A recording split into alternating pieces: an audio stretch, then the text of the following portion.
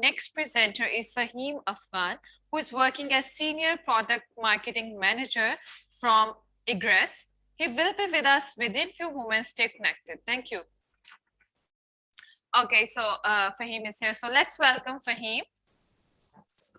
Okay, so hello Fahim, how are you? Good morning. I'm very well, thank you. I join you from a sunny North London. How are you? I'm good. How are you?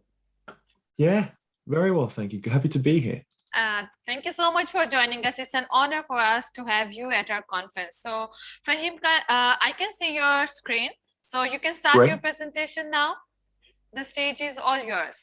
Thank you very much. Well, thank you to Platinum Global Solutions and everyone joining the call today. A real pleasure to be here, speaking as part of this fantastic event. So what I wanted to do, I think I've got sort of 20, 30 minutes today.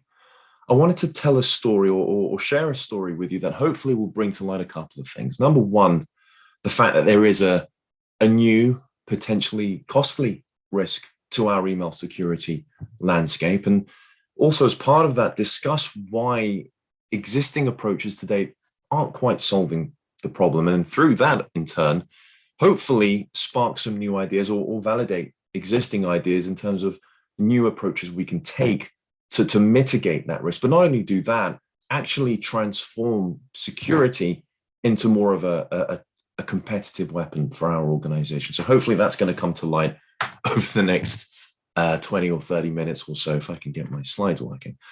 So just a bit of context to start off with. The work we do with customers and our community, it generally falls into three buckets, or comes off the back of three key issues that we see within the community. And first of all is the fact that people get hacked by what are now increasingly sophisticated and targeted attacks. Also, on top of that, we make mistakes, like sending sensitive data to the wrong person or sharing that wrong sensitive file without realizing. And thirdly, on top of that, we also break the rules, sometimes maliciously for personal gain, but most often we do it unintentionally, just thinking that we're doing our job more effectively. Now, all of these examples are examples of insider risks, or what we call human activated risks. But for the purposes of today and the time we've got, I really wanted to zone in on this second piece in terms of how people make mistakes and the consequences that has, because I think it's fair to say that the way in which we work has completely changed. I mean, we didn't need a pandemic to tell us that we were more digitally connected than ever, and that cloud has transformed the way we deliver services to customers. But certainly what we have learned over the past, 15 months or so now, is that remote working or a form of hybrid working is likely set to stay for the foreseeable future. And as we've come to terms with this environment as employees, we've been working around the clock, becoming fatigued. If you're anything like me, having to negotiate a 2-year-old and a 1-year-old while trying to work at home, and I empathize with anyone who sees this picture and feels it's relevant to them. But putting that all together, it's all just serving to dial up the risk of a security incident happening. And certainly from the conversations we're having with security leaders, there's certainly a feeling that employees, through no fault of our own, we're just becoming a little bit more careless in this environment. So we're sending that email to the wrong person or with the wrong sensitive content attached. And it means that these email security incidents on the outbound are happening in almost every organization now. And not just that, they're happening with tremendous frequency as well. So I'll give you an example. So here in the UK, the Information Commissioner's Office, the ICO, is regularly reporting on the types of breaches that are reported to them. And I think they're doing it on a quarterly basis. And throughout 2020, in fact, they released their figures for Q1 this year.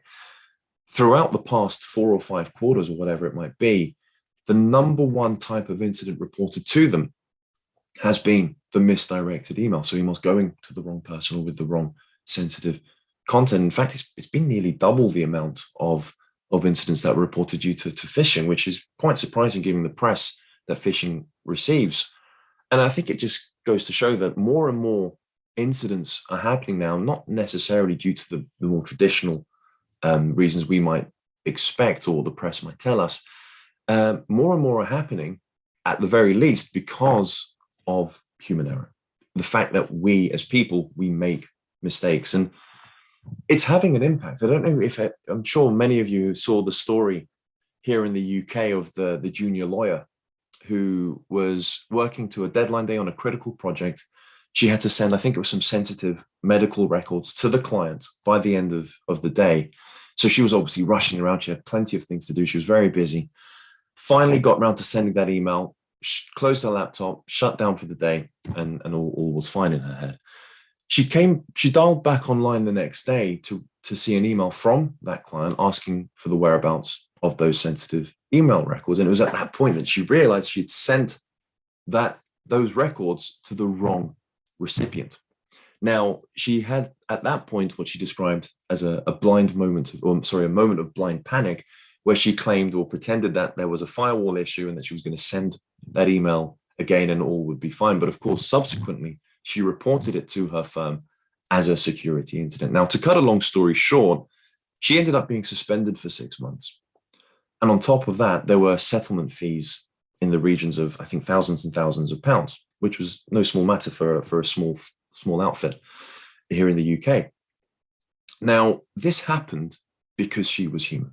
At the time, she had documented the fact that she was struggling with personal issues. She was working very, very long hours. It was a very demanding job. So in other words, she was human. Now, this didn't stop the impact on her personally in terms of being suspended for 6 months, but also the impact on the business as well in terms of losing talent, in terms of having to go through all the time spent investigating, remediating, all the litigation and tribunals involved, the impact on productivity as a result. So there's clear impact here from these kinds of errors and these kinds of incidents. And certainly talking with folks in the financial services world, certainly the intriguing conversations we're having are certainly revolving around the reputational side and the impact it might have on in the eyes of our customers and our future customers. Certainly we ran a study about maybe 6 to 9 months ago now, where over a third of respondents claimed that they were suffering financially as a result of these kinds of incidents. And certainly we've had our fair share of companies come to us because an employee has sent the wrong invoice to a particular customer, and that's put a strain on relationships and potentially the revenues that come with those relationships as well. So we're seeing impact as a result. So what do we do about this? How do we support employees and mitigate this risk? So it's fair to say that certainly the legacy and more traditional approaches that a lot of companies have taken to date don't quite solve the problem. So we see two key approaches in play right now. Number one is around the use of policies and rules, but I think certainly the conversations we have are that, number one, they're not intelligent enough to spot many of the accidental and even malicious sends that we see today. There's a lot of noise around them as well due to unnecessary alerts and false positives, no doubt due to the static nature of the policy engine. And also, most of all, it's just the time spent on configuring those policies, maintaining them. It's a real efficiency barrier. It just gets in the way of other more critical tasks. And secondly, the other key approach we see a lot about or hear a lot about is physical training. Now, I'm not going to sit here and discredit training. We go through training initiatives ourselves here at Egress, commissioned by our chief security officer. However, I was chatting with a security leader at a bank probably a year ago now, and I think she summarized the point very well when she said that, number one, there's a limited shelf life with training initiatives. Lessons are lost fairly quickly. She talked about a matter of weeks that the lessons were being lost on all the participants, and therefore there was a need for a regular cadence of training, which in turn meant it became a bit of an unwanted distraction for the business. It was seen as a bit of a pain, and it kind of got in the way of every employee's day jobs. And on top of that, a really interesting point she made was that training doesn't account for human behavior. We're all under pressure, especially when we've been working from home. So there's a feeling that we can try and manage the risk with training, but there will be times when a mistake will happen. Something will slip through the net. So that's why, certainly from our point of view, in order to mitigate this kind of human activated risk, we're helping organizations really evolve the way in which they protect their email data. So if we think about traditional technology that's played its part at the network edge to keep external intruders or threats at bay, and it's done that very well. Human layer security is different because it's about taking advances in disruptive technology. So new advancements like machine learning that can continuously update hypotheses as more information becomes available. Also social graphing techniques that have been pioneered by the likes of Facebook to accurately model relationships and deeply understand how users interact with. Take that technology, but then wrap it around people at the individual level, because what we can then do is start to understand a person's behavior over email. So the relationships they have, who they communicate with, the kind of content they share with those people as well, their role within the business as well, because I think it's fair to say that a chief financial officer is likely sharing very different types of data to, say, an entry-level graduate hire in sales or marketing. So what we then do is we build context around that user so that we can assess the level of risk within an email at the point of send. So I appreciate that's a very high level overview of the risk and how we can approach it. So it'd be nice to share with you a couple of stories, certainly from within our community, that hopefully demonstrate this in action, but hopefully also highlight its value to email security from a risk mitigation point of view as well. So first and foremost, this was an insurance firm that came to us because they were experiencing significant challenges with misdirected emails. So emails going to the wrong person or with the wrong sensitive content attached. And for as far as they were concerned, it was equating to about 95% of all email security incidents they were experiencing. So, and on top of that, each incident was taking on average 60 hours of remediation work in terms of resolving the incident. So not only was there a huge amount of risk here, but there were also huge inefficiencies to battle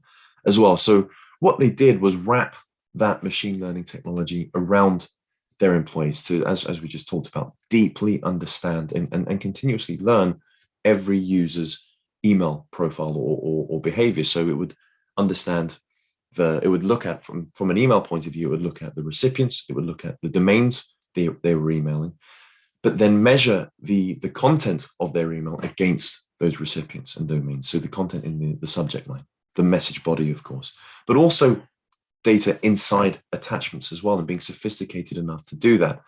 And then using the previous behavior that we've learned from that particular employee, the technology would then flag any potential risks in real time as the user was composing their email. And of course, on top of that, discreetly explain why there's a risk as well. So there was an educational element to it as well. And what that ultimately did was that it empowered employees to not only spot those errors, but resolve them before they could even happen, before they could even make an impact. And so as you can see there, within 3 months of running this approach, they had already reported a 91% reduction in these kinds of incidents, in these accidental sends. And on top of that, all the thousands of hours they had previously spent investigating and remediating these kinds of incidents, that was all no longer needed. They got that time back, a significant amount of time back, to refocus on other critical priorities.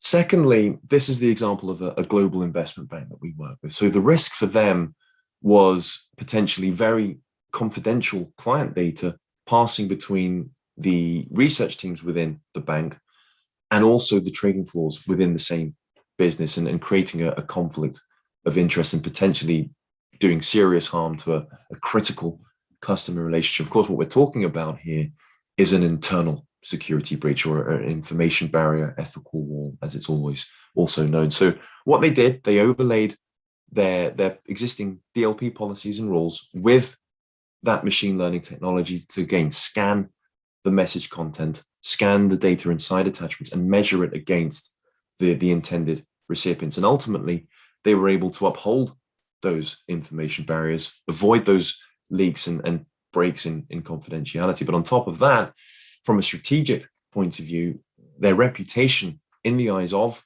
their customer base remained intact. The relationships, therefore, remained unharmed. And of course, the revenues that come with those relationships were absolutely protected. And that is a great example of how security can be a genuine source of business value and of value for the organization.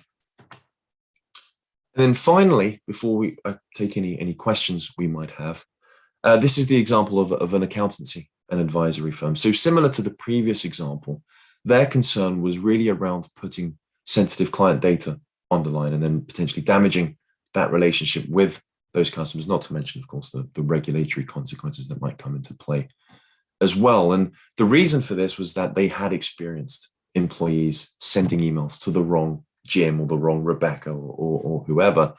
And they cited Outlook autocomplete as that friendly nemesis that made it easier to make such mistakes, especially when in a rush. So again, they took a more human-led approach to email security with all that technology wrapped around employees at the individual level. And not only did it help stop these kinds of incidents and accidents happening, it did it in a way that required no effort on the part of the user. The technology worked in the background. It didn't change anything about how the user needed to run their workflow when they're sending an email. And a great anecdote we actually heard from the chief digital officer here at this firm was that while they were all in the office still, he overheard a conversation between two employees in a communal area or the kitchen or whatever, where they were saying to each other, look, I almost made a huge mistake, but thankfully the software picked it up and I was able to spot that and I avoided potentially very embarrassing, but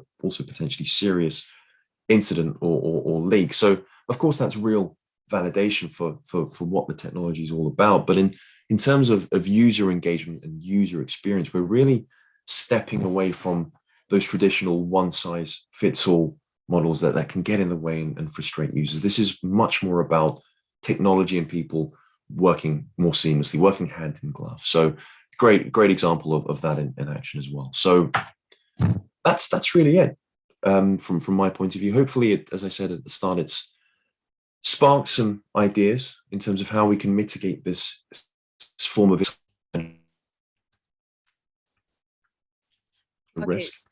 And or at the very least validate existing ideas. But in the time we have, I don't know if there's any questions that have come from the audience. Yes, we have some questions for you. So Fahim, does it work on mobile as well? Short answer, yes.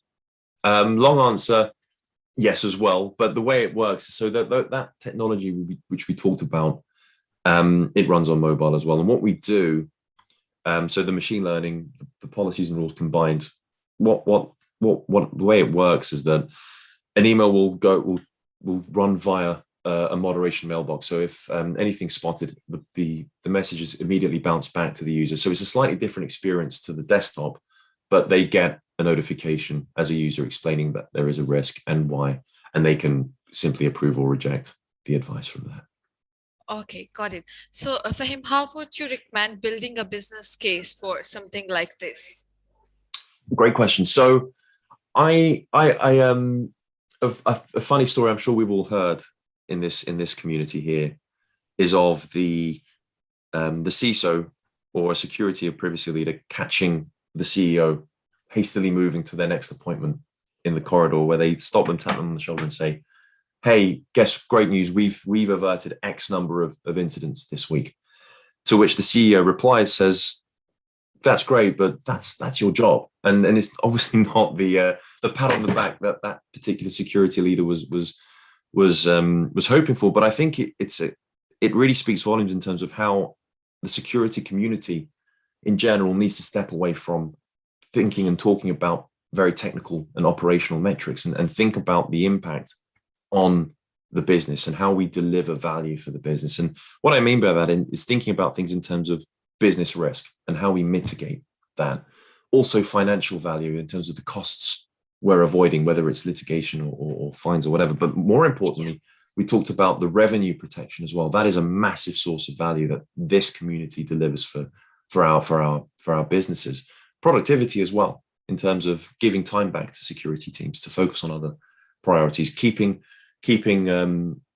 disruptions from physical training to a minimal for the entire organization. So just reshaping how we think about our impact on the business and moving away from technical speak to more kind of business value and how we impact that. Okay, got it. So, Fahim, I like this approach. My worry is that users would assume that we're snooping on them, that we are snooping on them.